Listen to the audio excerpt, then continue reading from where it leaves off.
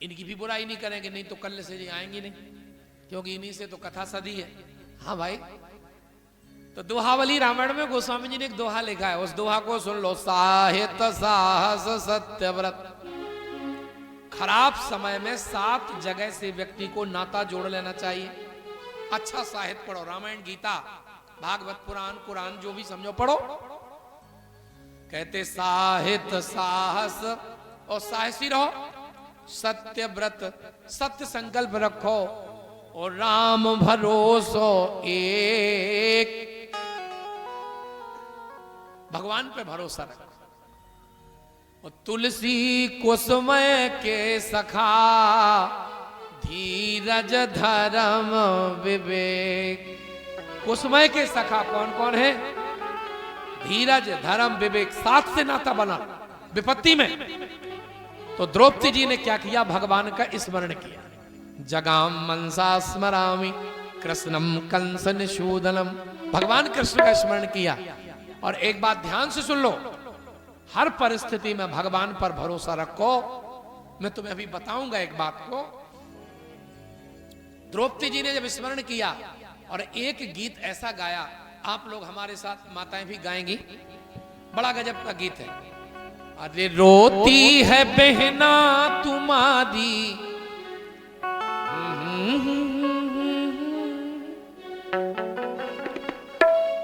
रोती है बहना तुम्हारी, कन्हैया भैया आ जाइयो।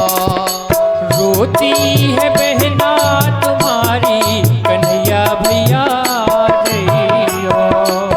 रोती है बहना तुम्हारी, कन्हैया भैया आ जाइयो। रोती है बहना तुम्हारी, कन्हैया भैया आ जाइयो।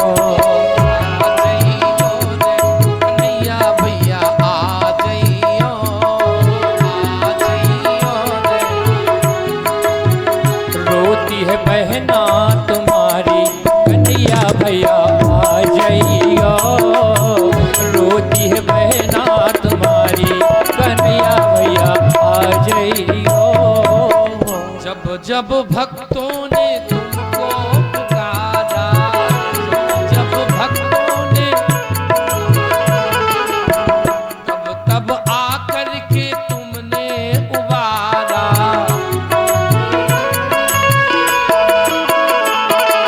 जाते हैं लाज हमारी, कन्हैया भैया आ जाइयो। जय हो।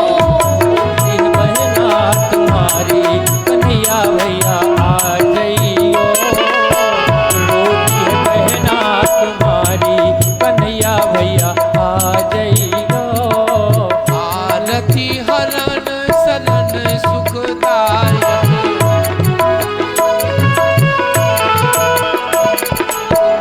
आरती हरण सलन सुखदायक।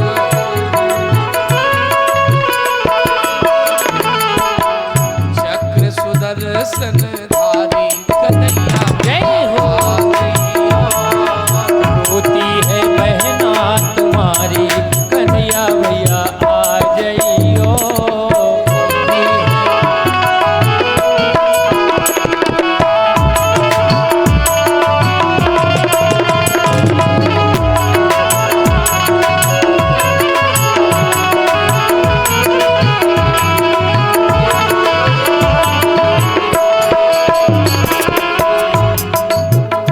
द्रौपदी ने आंख में आंसू भर करके भगवान को याद किया। भगवान, कबीरदास जी ने लिखा है, चींटी के पग नूपुर बाजे वह भी साहिब सुनता है। चींटी के पैरों में घुंघरू बांध दो और वो बजे तो भगवान सुन लेते। पहले तो चींटी की टांग ही पकड़ लो, बोलो कोई सोनी जी चींटी की टांग पकड़ के घुंघरू बना दे तो बहुत बड़ी बात है। और बे घुंघरू जब बजते हैं तो भगवान सुन लेते हैं। हाँ, अच्छा एक बात आपको बता दूं, भगवान हमारे इतने पास में है। कहां से आए?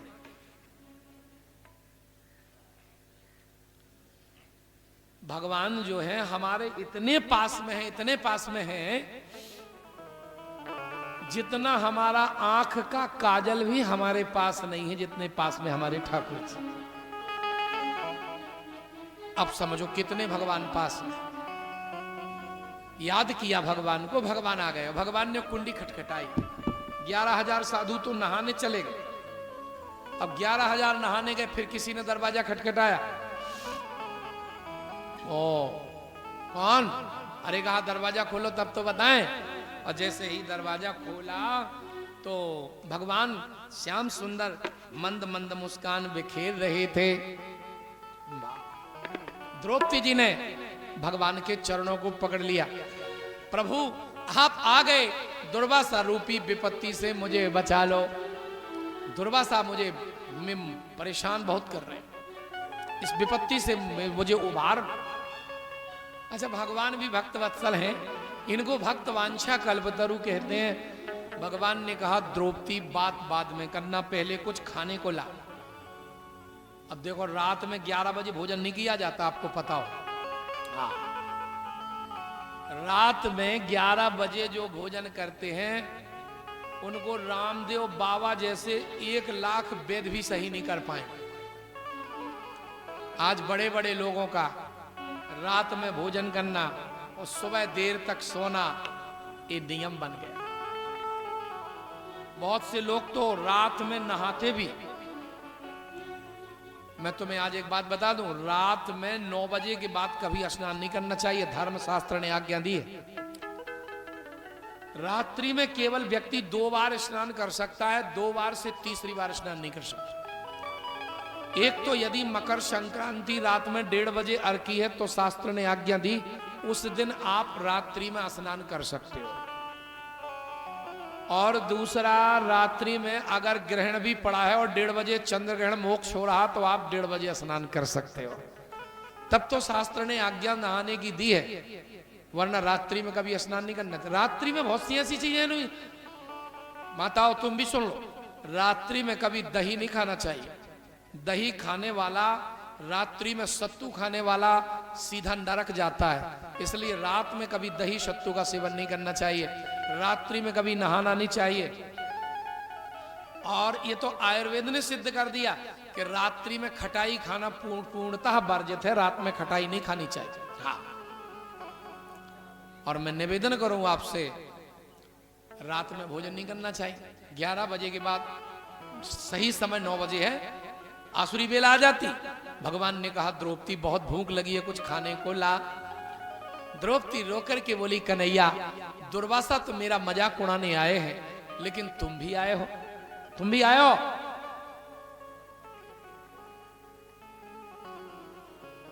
हाँ,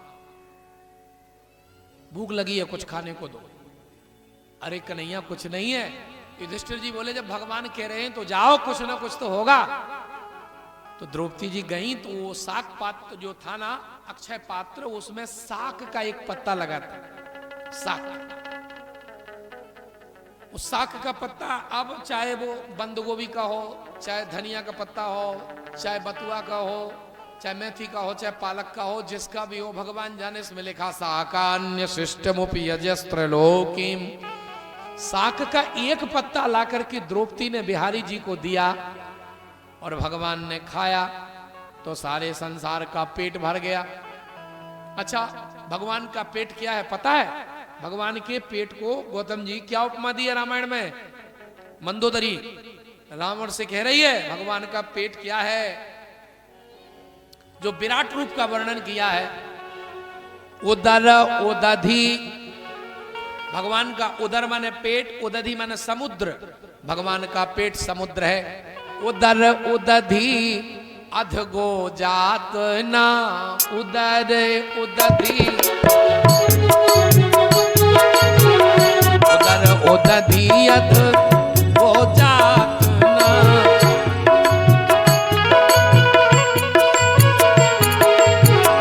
उदर उदधि अधगो जात ना।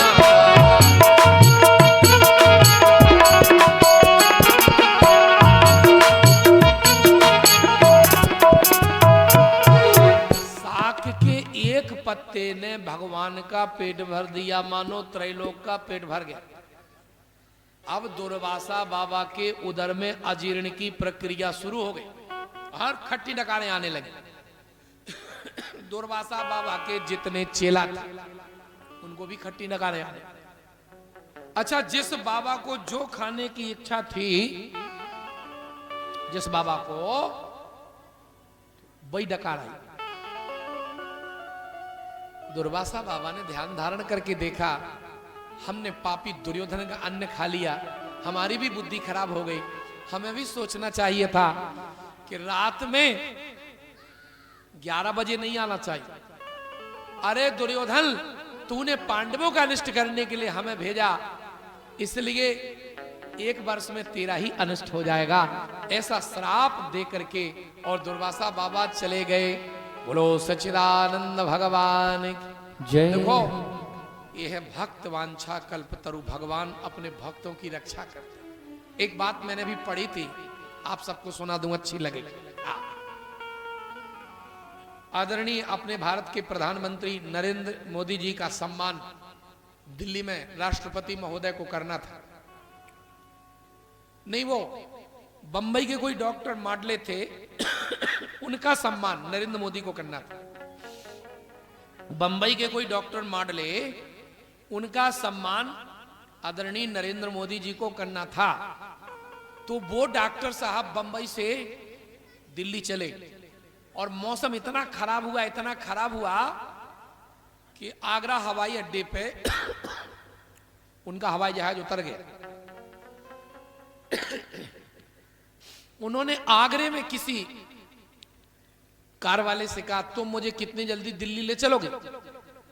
वो बोला 2-3 घंटे लगेंगे। 3 घंटे, चलो। बढ़िया नई गाड़ी किराए से की डॉक्टर साहब ने, और गाड़ी पे बैठे 250-250 ग्राम के आधा किलो के ओरे गिरने लगे। एक ओला कार के शीशा पे गिरा, शीशा फूट गया। कार में बुरी तरह से पानी भरने लगा। डॉक्टर ड्राइवर दोनों बुरी तरह से गीले हो गए। डॉक्टर ने कहा गाड़ी रोको। वो बोला सर, कहीं कोई आसियाना सहारा दिखाई दे तो गाड़ी रोकेंगे। एक बूढ़ी माई के दरवाजे उस ड्राइवर ने गाड़ी रोक दी। और वो बूढ़ी माई तो बूढ़ी होती हैं, उसने बड़े आव आदर से बुलाया, अंदर आ जाओ, अंदर आ जाओ। डॉक्टर साहब को उसने बहुत अच्छा पलंग बैठने को दिया, जैसा था, जैसे कपड़े थे वैसे उड़ाए, गीले कपड़े बदलवाए, सिगड़ी जलाई कोयले की, जला के तपाया, काली चाय बना दी, दूध नहीं था, बिस्किट जो थे वो दिए। डॉक्टर साहब से कहा कि अब आप आगे में तापो, तब तक हम भोजन बनाते हैं। तो उस बूढ़ी माई ने मक्के की रोटी और सरसों का साग बनाया, बना के खिलाया। तब तक पानी और जोर से गिरने लगा और बड़े बड़े ओले गिरने लगे, मूसलाधार बारिश होने लगी। अब डॉक्टर जाए तो कहां जाए, पर बस उसी झोपड़ी में रुका था। तो माई ने भोजन कराया। भोजन कराने के बाद माई बोली कि इस कमरे में बगल के में मेरे ठाकुर जी बैठे हैं और आप चलो, वहां भगवान से प्रार्थना हम करेंगे, आप भी चलो। तो वो बूढ़ी माई से डॉक्टर ने कहा तुम ही जाओ, हम नहीं जाएंगे। ये धन का दोष होता ना, जहां धन होता है वो नहीं गया। 1 घंटे बाद वो मैया भगवान से प्रार्थना करके लौटी। तो डॉक्टर साहब ने कहा तुम वहां गई थी, भगवान ने तुम्हारी प्रार्थना सुन ली। अच्छा, ये डॉक्टर लोग हैं, ऐसे ही बोलते हैं। उसने कहा डॉक्टर साहब मेरी प्रार्थना भगवान ने सुन ली। कहा तुम्हें कैसे लग रहा कि मेरी प्रार्थना सुन ली? कहा हमारा बायां अंग फड़क रहा बहुत बुरी तरह से, और लगता है आज प्रभु ने मेरी प्रार्थना सुन ली। तो कहा तुमने प्रार्थना किस लिए की थी? उस माई ने कहा कि डॉक्टर साहब मेरा एक बेटा है, उसके दोनों फेफड़े बुरी तरह से खराब हो चुके हैं। मैं डेली भगवान से प्रार्थना करती हूँ कि जो बंबई के डॉक्टर माडले हैं तुम मुझे उनसे मिला दो। मैं बंबई नहीं जा सकती, मैं लाइन नहीं लगा सकती, मैं इतना पैसा नहीं दे सकती। वो डॉक्टर उसके घर में खड़ा है। ये भगवान की कृपा देखो, इसको कहते हैं भगवान की कृपा। हाँ, डॉक्टर ने जब देखा, एक नजर में समझ गया इसके दोनों फेफड़े खराब हो रहे हैं। उसने अपनी डायरी में लिखा कि दुनिया में भी कोई ऐसी एक अदृश्य सत्ता होती है जो इन दीनों की, हीनों की, मलिनों की पुकार सुनती है। मेरा मतलब है, अध्यात्म रामायण में एक श्लोक आया, भगवान नित्य निरपेक्ष, अनन्य गति से भगवान नित्य निरपेक्ष, नान्य गतास तेसाम दृश्यो हमर वहम। भगवान कहते हैं जो नित्य निरपेक्ष अनन्य गति से रह करके मेरा स्मरण करते हैं, मैं उन भक्तों को प्रतिदिन किसी न किसी रूप में दर्शन देता हूं। तो आज भगवान ने, अर्जुन ने बताया, जिन कृष्ण की कृपा से मेरे बड़े बड़े काम संभव हो गए, आज वो कृष्ण हमें छोड़ करके चले गए। पांडव समझ गए कि भगवान कृष्ण चले गए। उन्होंने परीक्षित जी को राज्य दिया और उन्हें समझाया बुझाया और स्वर्ग से धार जाते हैं। इधर बहुत कम उम्र में राजा परीक्षित के ऊपर सत्ता का भार आ गया। देखो, आपको एक निवेदन में करूं, राजा बनने का अधिकारी व्यक्ति जब होता है जब सब लायक बन जाए। पद बहुत जिम्मेवार व्यक्ति को देना चाहिए। आज तो देखा विधि विचार सब लायक और दक्ष ही कीन प्रजापति नायक। आज तो नालायकों को भी पद मिल रहे हैं, जो इसके पात्र भी नहीं है उनको दिए जा रहे हैं। तो मैं आपसे बड़ी विनम्रता से निवेदन करूं, इधर परीक्षित जी महाराज कुछ बड़े हुए, उनका विवाह हुआ और फिर वो भ्रमण के लिए निकले। तो जहां भी जाते उन्हें अपने पूर्वजों की बड़ाई देखने और सुनने को मिलती है, बहुत प्रसन्न होते हैं। आगे चले तो उन्होंने देखा कि एक चतुर्थ वर्ण का व्यक्ति गाय को, बैल को डंडे से पीट रहा था। तो उन्होंने प्रपच्छ रथ मारूढ़म कार्तस्वर परिच्छदम, बड़े गंभीर आवाज में कहा, तुम कौन हो? कस्तुम मच्छरणो लोके बलाध्यस्य बलान बलीयस। मेरे राज्य में गाय बैल को इस तरह से प्रताड़ित कर रहे हो। और उसको मारने के लिए दौड़े। तो वो शरण में आया, कहा शरणागत का त्याग नहीं करना चाहिए, कहा तुम मेरे राज्य से निकल जाओ। उन्होंने कहा कि आप ही बता दो हम कहां रहे। तो देखो, उन्होंने इतने इतने स्थान बताए कि यहां तुम रहो। कहां पर, कहां कहां रहे? का जुआ, झूठ, हिंसा, कपट, जहां जुआ खेला जाता वहां रहो। जुआ जहां खिलता। आजकल तो देखो गांव में छोटे छोटे से लड़के जुआ खेल रहे। हर गांव में शराब ऐसे बिक रही। आहा, एक दोहा हमें याद आ रहा बेटा, कि दूध दही गलियन फिरे और मदिरा बिके दुकान। बोलो, और पतिव्रता मारी फिरे वैश्या चढ़ी विमान। अयम तु युग धर्मो वर्तते कस्य दूषणम। ये युग धर्म है। दूध दही गलियों गलियों बिक रहा है। जुआ, झूठ, हिंसा, कपट, जहां कसाई खाना हो, जहां शराब बिकती हो, वैश्यालय हो, सोना, यहीं पर तुम वास करो।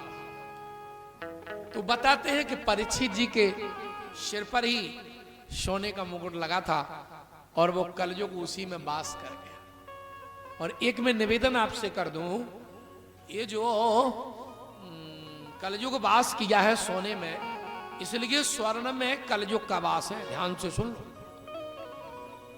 एक तो वो जो मुकुट था वो जरासंध का था, बहुत पापी व्यक्ति का था। यहां जितने लोग बैठे हो ध्यान से सुन लो। परान्नम, परवस्त्रम, परसैया, पराय अन्न से बचो, पराई स्त्री से बचो, पराई सैया से बचो, जितना हो सके इनसे बचो। बहुत से लोग दूसरों के वस्त्र पहनते हैं, मैं तो कहता कभी मत पहनो। नहीं, उसका पसीना उस मुकुट में लगा था, लगता वे सूक्ष्म कीटाणु उसमें घुसे थे उस पाप के। और जैसे उसने अपने, मैं तो तुम्हें एक बात बता दूं, ये धन, ये सोना तो बहुत बड़ी बात है। आप किसी खराब जगह खड़े हो जाओ, जब वो जगह अच्छी ना हो तो आपके मन में विकृति आ जाए। जहां खराब स्थान हो, हाँ, जिस कमरे में अधिक मांस मदिरा व्यभिचार हुआ हो, उस कमरे में जाने से व्यक्ति का मन घबराने लगता है। मैं सच बता रहा हूं आपको, मध्य प्रदेश में जब आता हूं, अभी मध्य प्रदेश में इतने लोग पापी नहीं। आपके यहां 40 साल बाद कलयुग आएगा, अभी आया नहीं। और हमारे यहां तो यूपी में 40 साल पहले आ गया। और क्या, वहां तो वो जवान है और यहां तो अभी बच्चा है। यहां पाप है ही नहीं। यहां तो हमको कोई भी व्यक्ति खराब नहीं लग रहा, सब अच्छे हैं। आपको देखना हो तो उत्तर प्रदेश में चलो, तो आपको लगेगा कि हाँ, अरे राम राम राम राम। और उत्तर प्रदेश से आगे पूर्वांचल में चले जाओ, जितने तुम बढ़ते चले जाओगे उतना तुम्हें कलयुग दिखाई देगा। एक तुमको सुना दे उधर की बात। अब मैं एक गांव से राजपूत समाज की कथा करके आ रहा था। शायद आप लोग जानते होंगे, गंगाचरण राजपूत का जो क्षेत्र है, वहां एक गांव वो है अजनारा, लोधियों का गांव है, बहुत दमंग गांव है, बड़े धनाढ्य पुरुष हैं वहां। तो वहां हम भागवत जी करके आए। मास्टर जी देखो, ऐसा लोटा जैसा जी है, बड़ा प्यारा लोटा जैसे मास्टर साहब ने रखा, ऐसा हमें चलते समय उस भक्त ने दिया। बोले ये लोटा आप रख लो, बाकी सामान हमारा गाड़ी से भिजवा दिया था, हमको दूसरी जगह कथा करने जाना था, तो वो लोटा हमने अपने बैग में डाल लिया। एक लड़का हमको मिला, देखो ऐसा कर रहा, महाराज हमें बैठा लो। मां हमने बैठ जाओ, हमारा क्या जाता। हमने अपनी मोटरसाइकिल पे बैठा लिया। अब थोड़ी देर में वो बोला, महाराज उतार दो, हमें नहीं जानता। हमें पता ही नहीं चलो उसने वो लोटा कभी निकाल के रास्ता में फेंक दो। बाहरे हमने कहा, बाहरे बेटा ये है, अब क्या कहें क्या न कहें। हमसे पूछो न गम की कहानी, हम गम के सताए हुए हैं। हाँ, इसका नाम है, ये उत्तर प्रदेश कचरा हो गया, पूरा कचरा। अभी तुम्हारा मध्य प्रदेश बहुत अच्छा है, लेकिन इसमें यूपी के लोगों ने बास कर लिया, इसलिए ये खराब होता जा रहा है। जिस शहर में उत्तर प्रदेश का आदमी पहुंच गया, समझ लो वो चीज अब बर्बाद होना है, पक्के में होना है। हाँ, हम बुराई नहीं कर रहे हैं, बिल्कुल खुल के कहते हैं। अभी मध्य प्रदेश के विधायक सांसद आते हैं तो भागवत जी को प्रणाम करते हैं, मर्यादा से बैठते हैं। और यूपी के आधे भागवती बने फिरत, वे खुद पीरी तौलियां डाल रही बीजेपी वालन ने। हमें बीजेपी से कोई वो नहीं है, विरोध हमारा, लेकिन वो यूपी का सब माहौल ही खराब हो गया, माने हो ही गया कुल मिलाकर। मध्य प्रदेश में एक नदी है, केवल एक नदी, कौन सी? नर्मदा। तो अमरकंटक से लेकर के भरूच तक चले जाओ, कहीं पाप नहीं मिलेगा, पुण्य मिलेगा। नर्मदा के वासी जितने धर्मात्मा और पुण्यात्मा हैं, और कहां से? गंगोत्री से गंगा निकली हो, गंगा सागर में गिरी जाके। गंगा के किनारे से तुम जितने चलो, एक से एक पापी मिलेंगे, एक को एक चैलेंज करेंगे, एक से एक अधर्मी मिलेंगे, है ना? हर हर गंगे, और वे कह दे हम तुम्हें कर देंगे, मतलब बोलना नहीं है। ये लेकिन नर्मदावासी कभी चोरी चमारी नहीं करते हैं, पाखंड। नर्मदा के लोग तो, नर्मदा मध्य प्रदेश के लोग जितने पवित्र हैं। और तुम्हें एक बात और बता दूं, सुन लो, ऐसी पुण्य सलिला भगवती नर्मदा जो तुम्हारे मध्य प्रदेश की हैं, इनसे मिलने के लिए वैशाख शुक्ल सप्तमी को, उत्तरत वैशाख की सप्तमी को गंगा भी स्नान करने के लिए नर्मदा में आती हैं। क्यों? वे कहती हैं इन पापियों ने हम में बहुत स्नान कर लिया, इनके पाप से हम लद चुके हैं, इसलिए नर्मदा जी अब ये पाप धोने के लिए हम तुम में आ रहे हैं। तो यूपी की गंगा मध्य प्रदेश की नर्मदा में नहाने आती है, तुम्हारा ये बहुत बड़ा सौभाग्य। आओ, अब मैं आपसे निवेदन करूं, परीक्षित जी महाराज ने उसको स्थान बताए तो उन्हीं के सिर पर वास कर गया। एक दिन परीक्षित जी महाराज घोड़े पर चढ़ करके और जंगल में शिकार खेलने गए, मृगया के लिए गए। तो शिकार खेलते खेलते, वन में भ्रमण करते करते उनको प्यास लगी। भागवतकार लिखते हैं, ददर्श मुनिमासीनम शांत मीलित लोचनम। एक महात्मा आंख बंद किए बैठे भजन कर रहे। महात्मा को जब राजा ने देखा ए महाराज बाबा जी संत भगवान, कई बार बुलाया। अच्छा संत तो संत है, हो गए तुम राजा, उन्हें क्या लेना देना है। गाते हैं कभी कभी हम लोग, अरे कछु लेना न देना मगन रहना, कछु लेना न कछु लेना ना देना मगन रहना, कछु लेना ना देना मगन रहना, कछु लेना ना देना। रहना कछु लेना न देना। अरे हस्ती है मैं कदे में और मस्ती है मैं कदे में, इस मैं कदे में आके कोई होश में तो रह ले, होश की भी हस्ती मस्ती है मैं कदे। संत लोग होते, उनकी अपनी मस्ती होती है, उनका अपना अलग आनंद होता, उन्हें संसार से कोई लेना देना नहीं। फर्रुखाबाद जिले में एक घटिया घाट, वहां पे एक महात्मा अपनी कुटिया बनाए और बड़े बड़े लोग उनसे सत्संग करने जाते। फर्रुखाबाद जिले के एक बहुत बड़े रईस, कायमगंज के लाला पिक्कू बाबू, उनका करोड़ों का तंबाकू का व्यापार है। वो अपनी आलीशान 50 लाख की कार में बैठ के, एक टोकरी में फल रख के, कुछ वस्त्र अलंकार लेके, मिठाई फल लेके महात्मा के पास गए आश्रम में। तो अपना वो वैभव दिखाया, वो फल रख दिए, वो वस्त्र रख दिए, मिठाई रख दी, कुछ रुपया भी रख दी। महाराज जी ये तुच्छ भेंट आपकी सेवा में लाया। महाराज जी बोले किसने कहा था कि लाओ, यहां किसने बुलाया। तो महाराज जी आपकी आज्ञा हो जाए तो आपके आश्रम से मेन सड़क तक पक्की सड़क बनवा दूं। महात्मा बोले हमें कोई कार मोटर थोड़ी निकालना, जो अच्छी बनी इसको खुदवा डालो, हमें क्या करना। तो महाराज हमारे लिए कोई सेवा, बोले एक सेवा है। कहा क्या, बोले आज के बाद यहां कभी मत आना। देखो महात्मा ने ये कहा कि यहां कभी मत आना, तो हम भी वहां थे। हमने कहा गुरुजी इतना बड़ा सेठ आया और आपने ऐसे ही कह दिया। बोले देखो बेटा, इन्हें हमारे सत्संग से कोई मतलब नहीं, हमें इनके धन से कोई मतलब नहीं, हमें कछु लेना न देना मगन, हम तो अपनी मस्ती में हैं, हमें क्या करना। अरे हो गए तुम राजा, प्यासे थे तो रुकते। महात्मा को कई बार बुलाया और जब महात्मा नहीं मिले तो राजा ने क्या किया, एस किम निम्रता शेष कर्णो मीलते क्षणा। ये तो पाखंडी है, झूठी समाधि लगाए और मरा हुआ सांप महात्मा के गले में डाल दिया।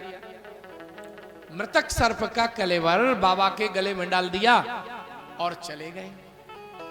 किसी ने उस ऋषि पुत्र से जाकर के कहा कोई राजा तुम्हारे पिता के गले में मरा हुआ सांप डाल करके चला गया। आहा, पितरौ कंठ भिक्षार्थो मुक्त कंठो रुरोदहा। रोने लगा, बड़े जोर से रोने लगा। बाबा की समाधि खुल गई। बेटा रो रहे हो, क्यों रो रहे हो। कहा पिताजी राजा आपके गले में मरा हुआ सांप डाल करके चला गया। महात्मा ने कहा बेटा ब्राह्मण 3 जगह रोता है, 3 से चौथी जगह रोने का विधान शास्त्र ने ब्राह्मण को नहीं दिया। जितने लोग बैठे हो ध्यान से सुन लो, ब्राह्मण को जब भी रोना आ जाए तो 3 जगह रोना चाहिए। कहां कहां, नंबर 1 भगवान की कथा कहने में रोना चाहिए। भगवान की जब कथा कहे खूब रोए।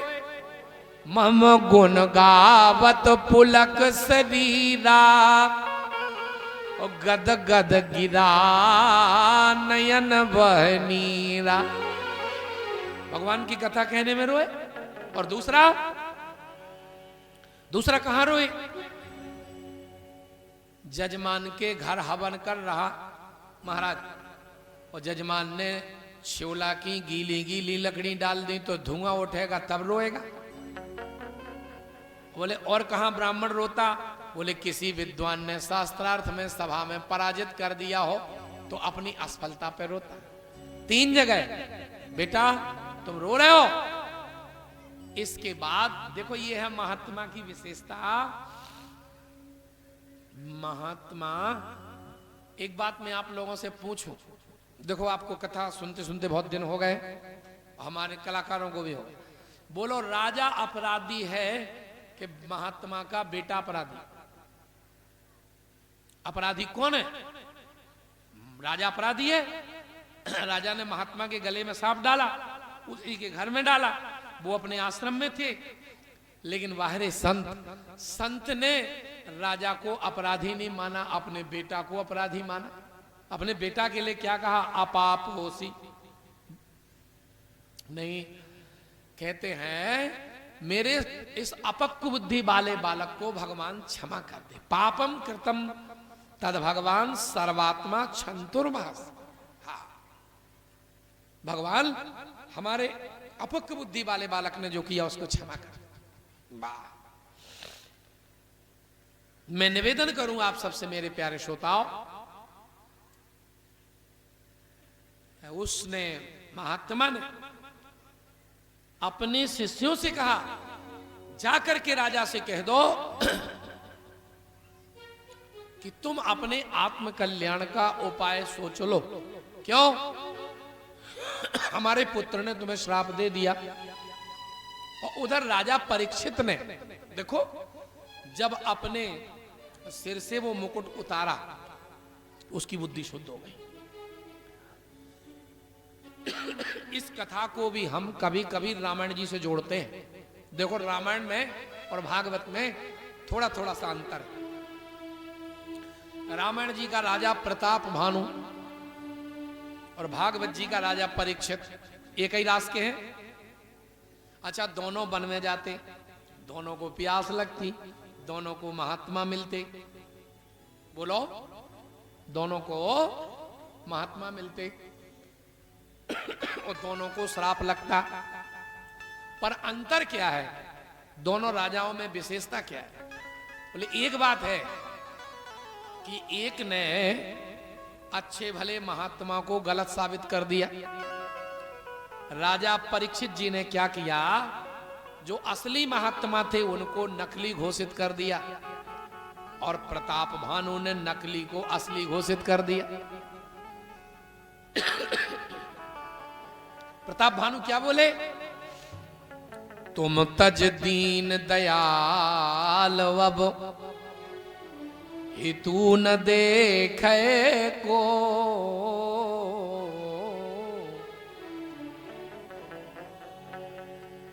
तुम तज दीन दयाल अब हितू न देखे। पर एक बात और सुन लो कुड़ियाला की श्रोताओ, राजा परीक्षित की बुद्धि क्यों खराब हुई? परीक्षित बहुत धर्मात्मा राजा था, हमने इसको बहुत पढ़ा है। पूरी रामायण में आप देख लेना और हमसे मिलना, हम ऐसी ऐसी बातें बता देंगे राजा परीक्षित की। राजा परीक्षित के जीवन में अनेक सद्गुण थे। कौन कौन थे? सुनो जरा। भूप विवेकी परम सुजाना, विवेकी था, सुजान था। दिन प्रति देय दुजन कहे दाना, सुनहि शास्त्र वर वेद पुराना।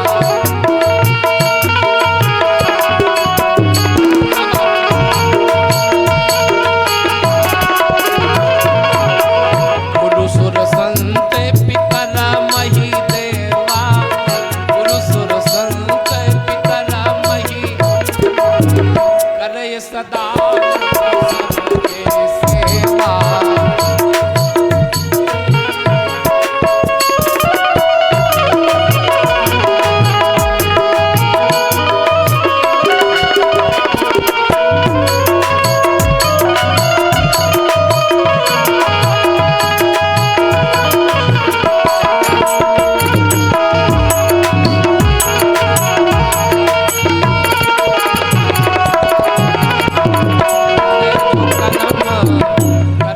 करम धर्म मन मानी, वासुदेव अर्पित नृप ज्ञानी। पर विशेषता देखो,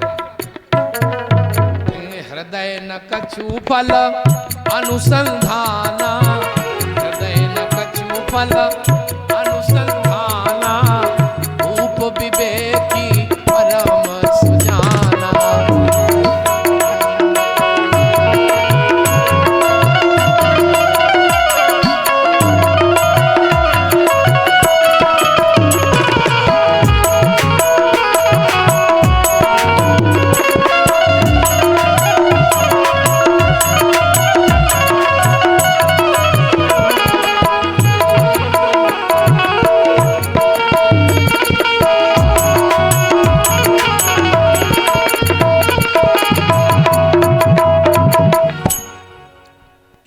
पूजा पाठ करता था।